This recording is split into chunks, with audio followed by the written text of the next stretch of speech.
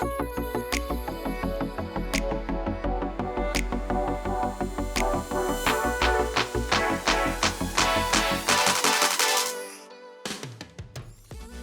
everyone. Welcome to the Future Construct podcast. I am your host, Amy Peck.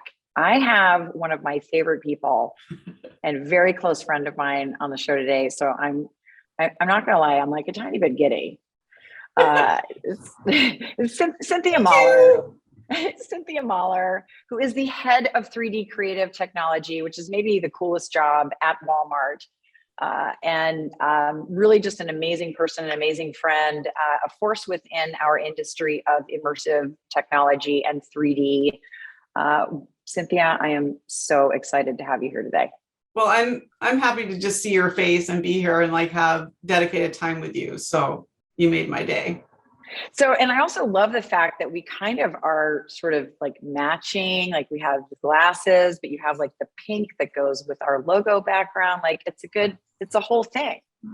Yeah, I had to try to find something with a zipper and a button because I haven't worn something. So for you, I have a zipper. Oh, good. Okay. I feel it's honored. like it might actually like resemble real clothing. Oh, that's good. See, I'm not actually wearing pajama pants today. I'm wearing like actual grown-up pants because I'm in the office today. So that's always good news. So you've had a really amazing career. We actually met on a panel, but you speak all over the world, promoting the technology, but also, talking about the really interesting things that you've been doing at Walmart. But how did you get into this whole 3D and immersive space? So I came up through the ranks in traditional advertising, the veteran of probably 100 TV commercials. So the idea that anything is possible is just sort of how I did business. My ideas were never limited by reality in the first place. So that was my mindset. And photography, imagery has always played a role in what I do because it's communication. When I came into Walmart, I was in charge of one of their digitally native brands, Hayneedle Home. And part of my job was to be in charge of this huge photo studio. And I had run studios before, but never home goods, never things that were that large.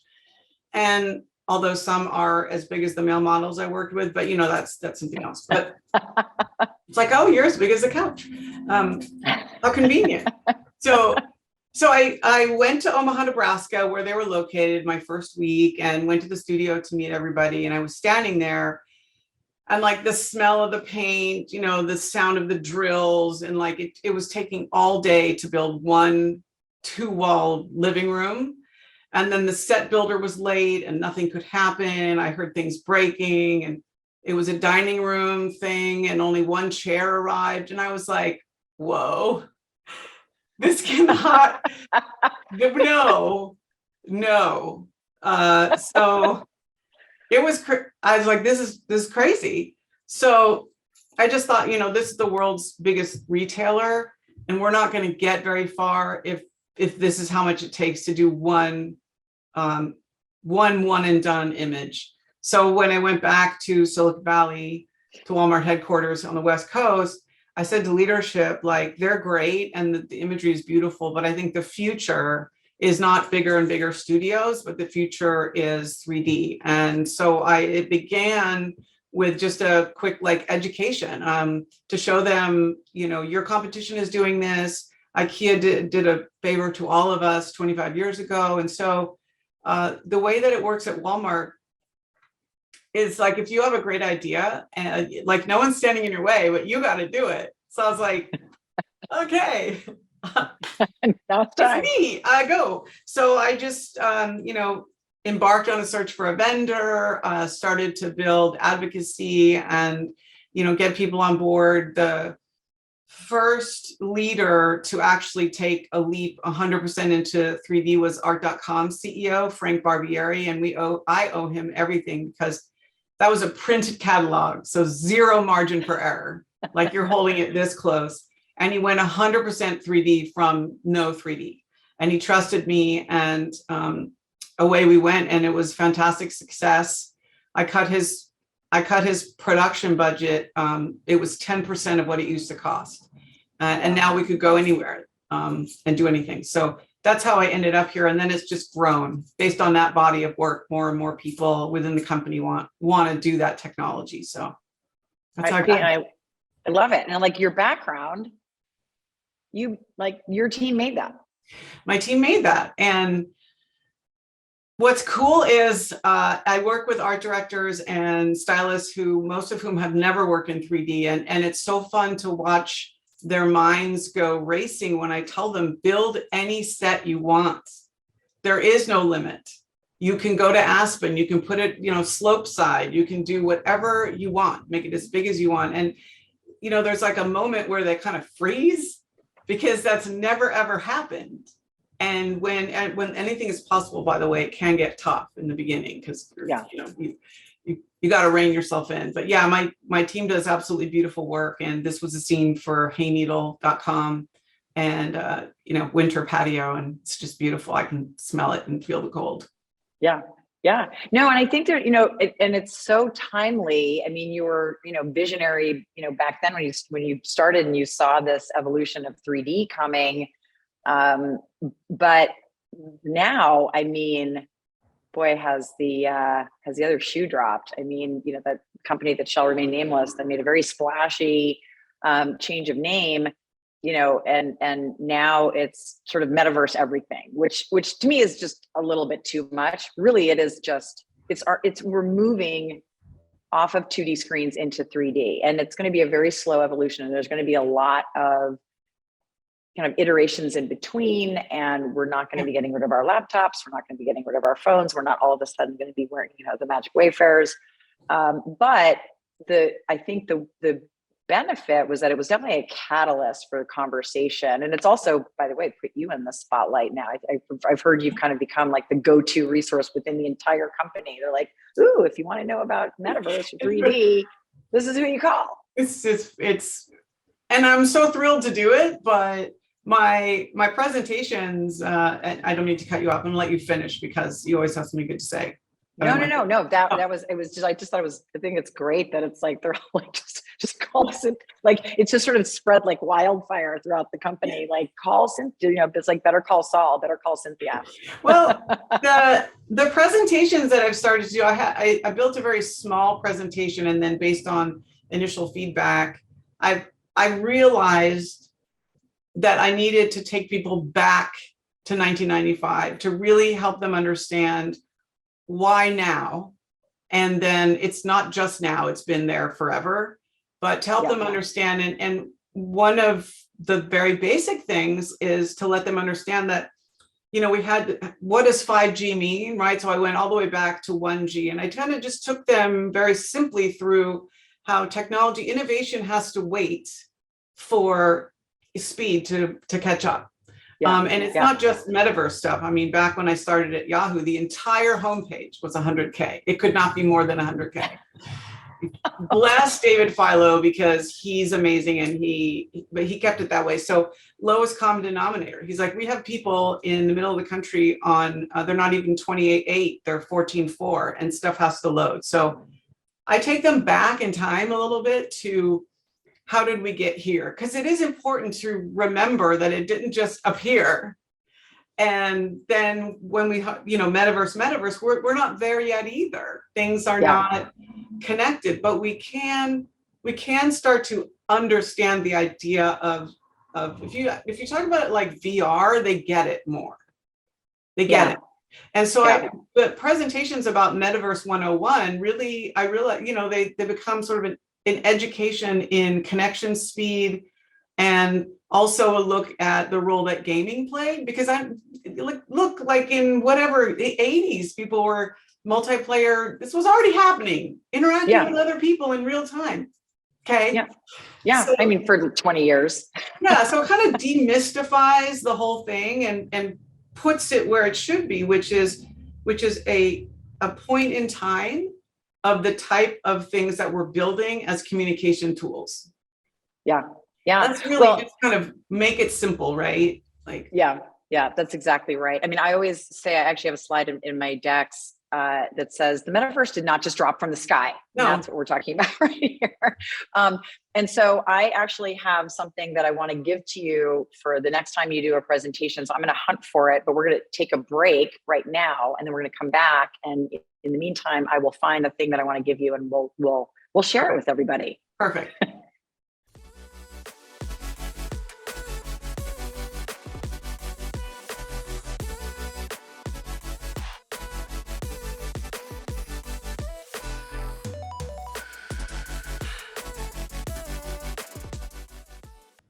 Hi, everybody. Welcome back. We are still with Cynthia Maller. She knows what I'm going to do right now, because I said I want you to open your, little journey back in time to really explain why now, why 3D, why metaverse. And I'm going to give this to you, which I've just basically just stolen off the interwebs. But this is what I think you should open with. Right? It's traumatic. I know, but it does it like, it's very evocative, right? It brings memory. And then the other thing is that, anyone under, 40 years old isn't going to know that. Well, it's funny with technology, there are sounds that were familiar and comfortable that go away, like the busy signal. Yeah. No one. What happened? I liked my busy signal. No, I think my phone's broken. Hanging up. Yeah. Hanging up the phone. Yeah. There's sounds that go away that are irrelevant after a while, and it's kind of sad. Yeah. But that is doesn't that take you back where you're just sitting there and you're just waiting to connect? Well, the other part of the presentation talks, people's minds are blown when I talk about, so I did this thing where, it's flipped in the beginning. So, in the beginning, you had a few big players, Yahoo being one of them. So you were forced into a singular destination in order to experience content. I told people there were no browser tabs until 2002. This is a truth. I didn't even think I knew that. Right? So in the beginning, we had to go into these we called them portals, funny enough. And they were aggregators, and we kind of counted on that to be our portal to content. But then, as it always flows, we started to want to do things ourselves. So I was looking even like MySpace, YouTube was broadcast yourself, right? Like there was a whole move toward, no, I want to do it. I think in the early 90s, there was only a couple hundred blogs, and now there's several million. So what's happening now is you have a flip. So if you think about the singular destination, and then the forks would be all the individual destinations that you could go to if you wanted. Now you've got all that content that's going to come back to a singular portal through which you're going to enter to get the content, which I'm like, oh my God. And both of those are hardware dependent. It was hardware dependent in 1985 and 1995. And it's going to be hardware dependent now. So it's not that simplistic, but it's interesting to me that we dovetailed and we went off and did everything ourselves. And now we're like, well, actually, can we all come back together again? And not only that, can you come with me and be in the room with it's very funny. Yeah. So, and I think you're right. I think it's interesting in that, this is going to unlock different ways of working, different types of collaboration, different types of visualization. And, I think when we talk to companies and we say the time is now, we don't mean that the technology is fully baked yet, but, you've positioned Walmart. Walmart is plug and play for the metaverse right now. You've built, probably hundreds of thousands of assets over the years. You have them ready to go. You have environments. You have an understanding of what some of those interactions might be. And that's really where I think when we say the time is now, where maybe it is confusing because it's this blanket statement, but the utility and why you need to have 3D assets and why you need to be able to move, we need to move from these 3D screens is sort of the key. And I think, here on the podcast, we talk a lot very specifically about our overarching topic, which is, how does it impact the AEC industry? But it's all come full circle now, and it's not vertical specific. This 3D capability extends all the way from back end, process improvement, data visualization, space visualization, design visualization, and then goes all the way through, building lifecycle management, or the work that you're doing through e-commerce, to sort of be front and center with consumers and end users. And I think that's what's starting to be interesting. And even the conversation about, difference between Web 1, Web 2, and Web 3, which then confuses people even more. But you're right. Like, I love that in fact, you may like weirdly hear some of this stuff in future talks. I may end up, channeling you in some of my next panel discussion. Well, I have, in my role, I have to make it not simplistic, because people are very intelligent, but I have to simplify it to remove the emotion that everyone's got, because people are just flipping out because they don't want to be left behind, but they don't know what's going on. And we need people to create really good content, and they can't do that if they're freaked out and trying to catch up and out of breath. Yeah. So I try to take them back in time and just say that this is how we got right here. And so it's fine. It's not rockets. It's still, it's still not rocket science. I have a friend who's a rocket scientist. I'm like, what metaphor do you guys use? Like, well, we say it's not brain surgery.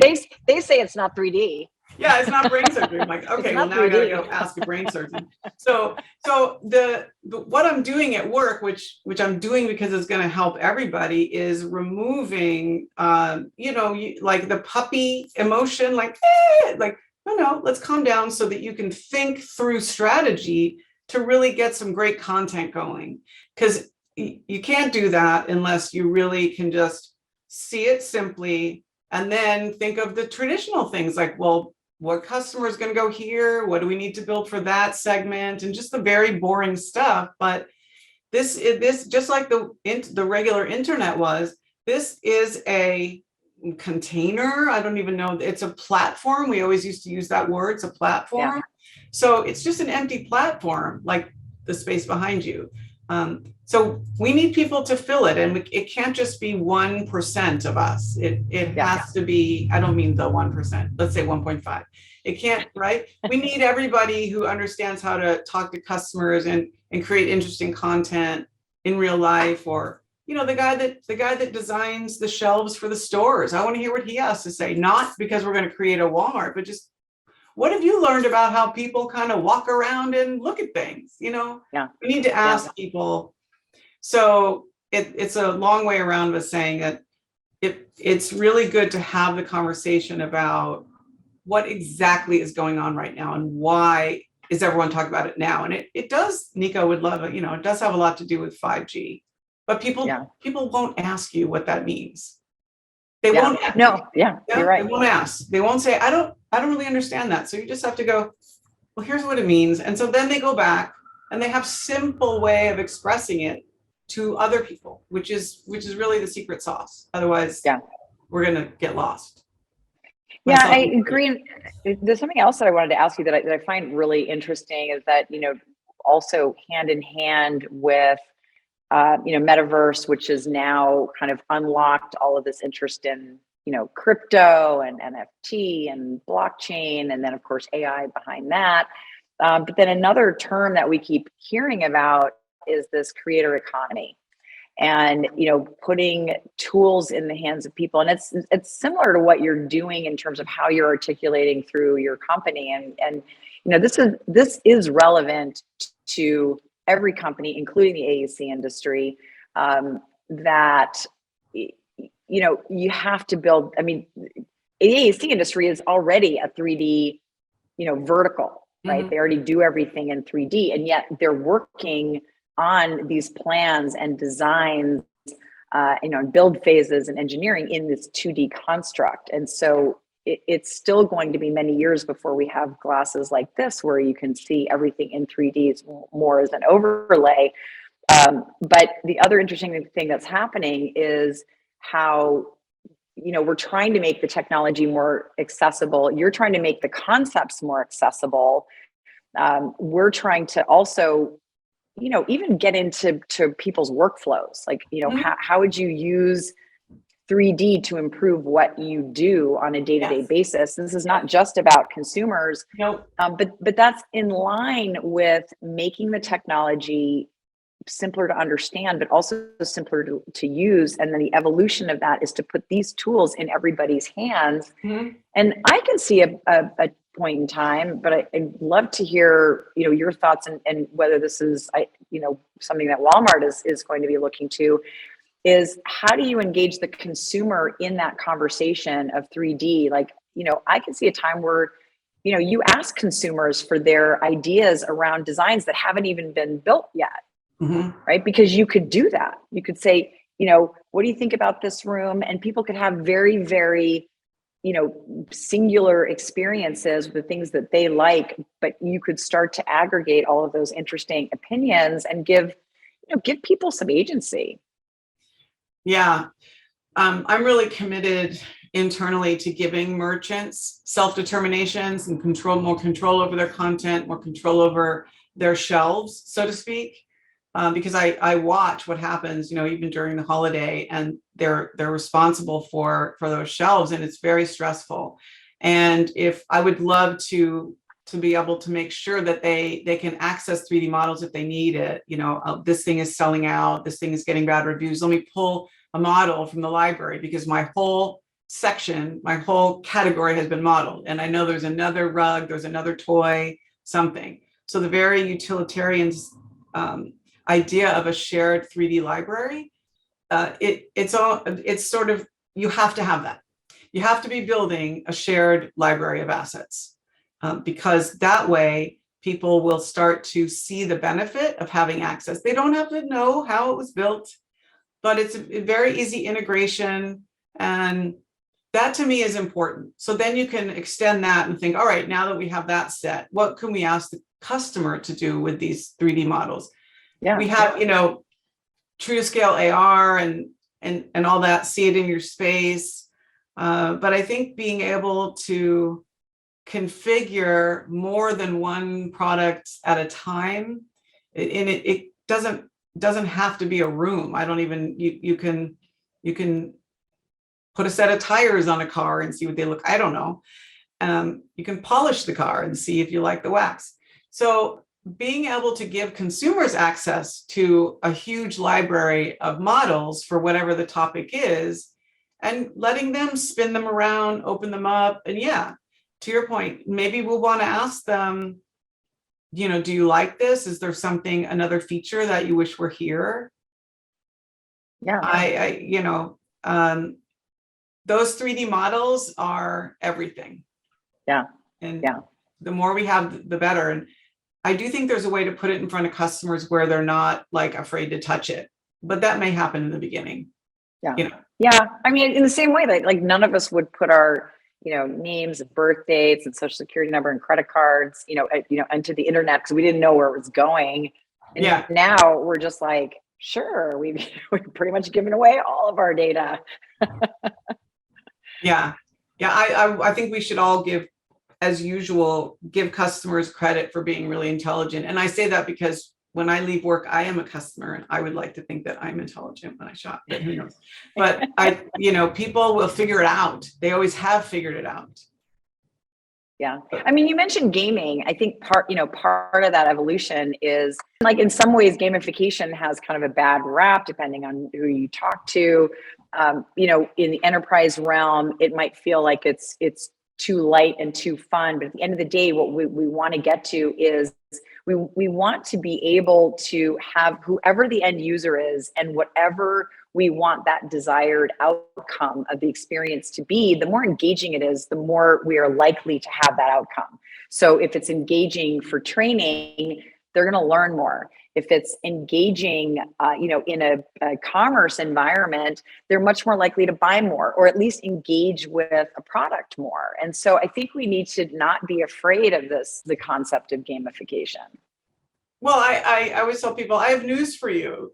You've been gamified since day one. Yeah. Every coupon, every loyalty program, every mean, even the free breadsticks at Olive Garden, no, I mean, you're being gamified, I like know, come in, seriously. free breadstick, anything. I have played the breadstick game for Yes. like way too long, I think. Yeah, it's once you play that a long time, then you have to go to the Orange Theory gamification and get your Peloton, whatever. But I think that people, a little bit like how environmentalists, thankfully, the image has changed.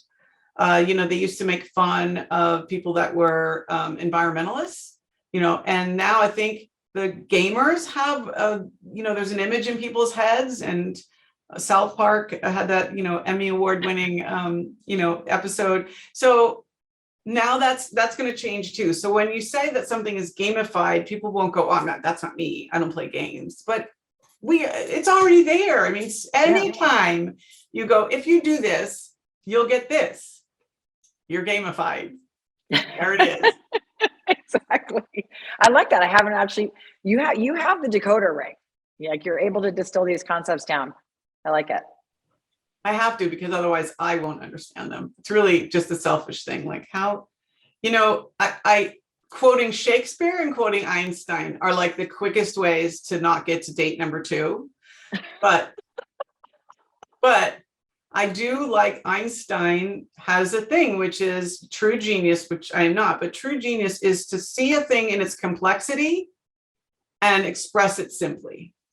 And I think that is really true, which is what all of us who are leaders in this field, we need to keep doing that, because we don't want to just talk to ourselves. I love people that are really talented and make me feel like I don't know anything. But then also most of the people with whom I work, we need to be thinking and coming up with ideas together. And so we all have to be speak the same language. Yeah. So I'm not going to quote Shakespeare. Okay, because you're worried about not. We will invite you back on the program. Despite the Einstein reference, we would love to have you back. I already feel really icky about it. You're still my friend. You're still my friend. No, this is like a judgment-free zone. Okay. But no more breadsticks, though, really, because no. I think we've had enough. No. Well, I don't want this to end, so we are going to have you back at some point. But before I let you go, I do want to ask you the question that I ask everyone, which is that if you could project yourself 20, 25 years into the future, you could have any product or service that would just make you personally really happy. What would it be and what would it do? I am always fascinated by, I watch way too much true crime, but I'm fascinated by people that go missing. Because, you think about the image of Earth from the moon that they took, and you're like, everyone that ever existed is there. So what I would love is to have a way that no one ever, I know it's like trite, but where are all the people that are missing? I would like to have. You know where they are? They're with all the socks.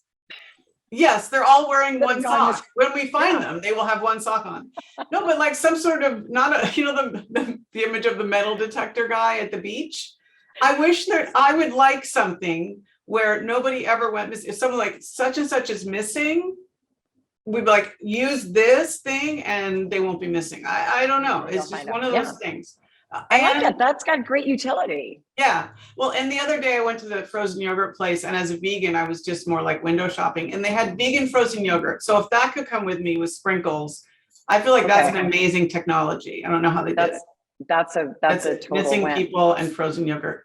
That could be like the new, not wanting to know how the sausage is made. It's like, you don't want to know how the vegan yogurt is made. I don't. But if it's delicious, it's all fine. Yeah. Right? So no more missing people. That's my thing.